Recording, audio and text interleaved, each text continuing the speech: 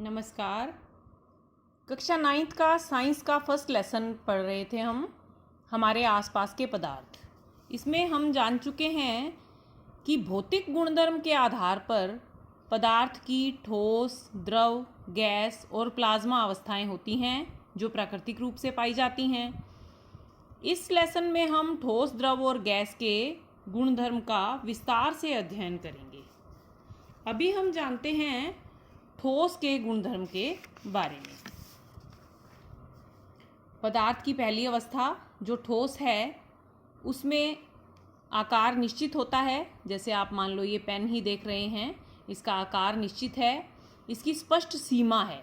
इसके चारों तरफ अगर हम इसको रख के और पेंसिल से लाइन खींच दें तो ये उसके अंदर वापस से फिट हो जाता है। तो इसका निश्चित आकार है और स्पष्ट इसकी सीमा होती है।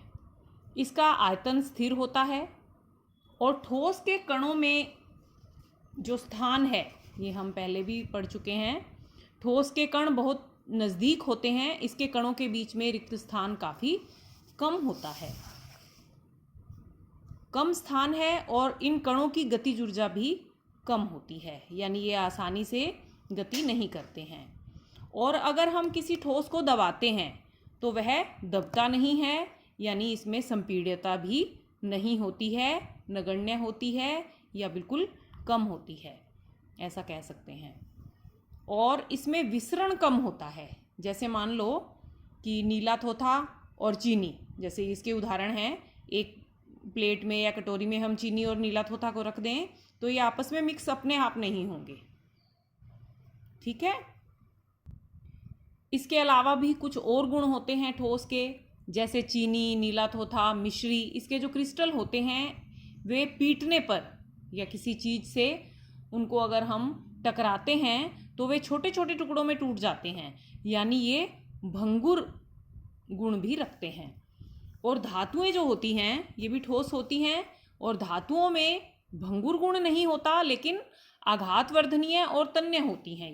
ये हम कक्षा 8 में पढ़ चुके हैं कि धातुओं को पीटकर उसे चद्दर में और उसके चद्दर में बदला जा सकता है और उसके तार बनाए जा सकते हैं। यही गुण आघातवर्धनीय और तन्य कहलाते हैं।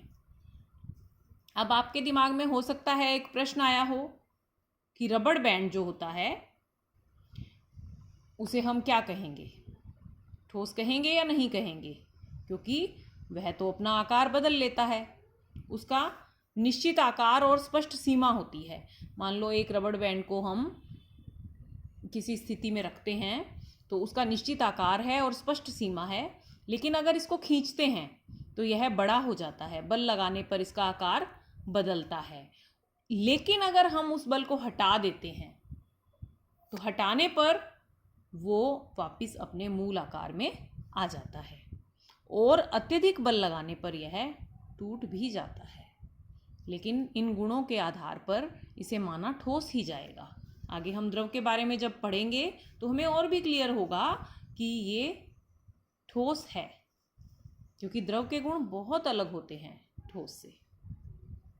अब बात करते हैं स्पंज की। स्पंज क्या है? स्पंज भी ठोस है। स्पंज आपने देखा है जो गद्दियों वगैरह में, गद्दों में भरा रहता है।